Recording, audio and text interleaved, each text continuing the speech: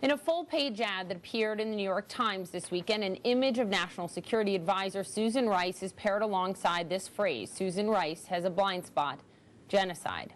The ad was taken out by American Rabbi Shmuley Boteach by his organization. Now, the White House is slamming the ad. A senior administration official at the White House told CNN, quote, let me read this to you, the ad is being widely met with revulsion that it deserves. Frankly, the ad says more about those who supported it than it says about Susan Rice. The rabbi joins me now. He is defending this ad. Thank you for being with me. For a lot of people looking at this, and a lot of people in the Jewish community who have spoken out about this, they call this incredibly disturbing. And I'm wondering first, why did you do this, and do you think it is constructive? Firstly, what's truly disturbing is that the administration is negotiating with Iran without first asking them to publicly repudiate their genocidal we're intent. We're going to get to that in a moment, but I'd like you to answer my question. Which is, was this helpful? Yeah, well, why do you think that doing it in this way is constructive? Well, think about it. Susan Rice went on Charlie Rose the other night, and she said that the Prime Minister of Israel, even speaking out to oppose a deal that would leave Iran within 12 months of a breakout to a nuclear weapon, can destroy the fabric of the America-Israel relationship. That has to be responded to.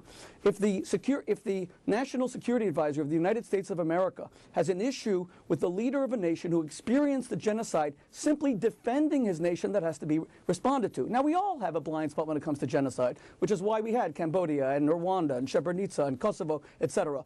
But she's a public official. Now, we have seen way too many people slaughtered, and this administration needs to step up and do something. Now, Iran is threatening the annihilation of the Jewish people. It is perverse that these negotiations are taking place without a demand that Iran first totally renounce their genocidal intent against the Jews. The American Jewish Committee called this revolting.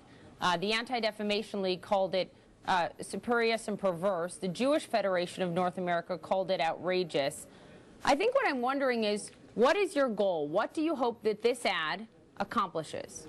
We have to raise consciousness in America to the indiscriminate slaughter of innocents that takes place around the world, and America in action. We quoted Ambassador Samantha Power, who is Susan Rice's successor, as saying that Susan Rice in 1994 refused to label the Rwandan genocide a genocide for partisan political purposes. Now, therefore, Susan Rice should go out of her way, having been quoted as saying that by her own successor in a Pulitzer Prize-winning book, to be extra sensitive to the mass indiscriminate slaughter of innocents, to genocide. We have Iran lying to the world about a nuclear program for more than a decade, and the United States is in the midst of negotiations with that government without first demanding that they renounce their intention to destroy the Jews. And we're going to talk about this more after the break, but with this ad, and let me pull it up so our viewers can see it, with this ad, the image that you place right there with Susan Rice next to skulls, and with this Susan Rice has a blind spot to genocide, what is the goal, the action that you expect to be taken, or what you would like to see taken immediately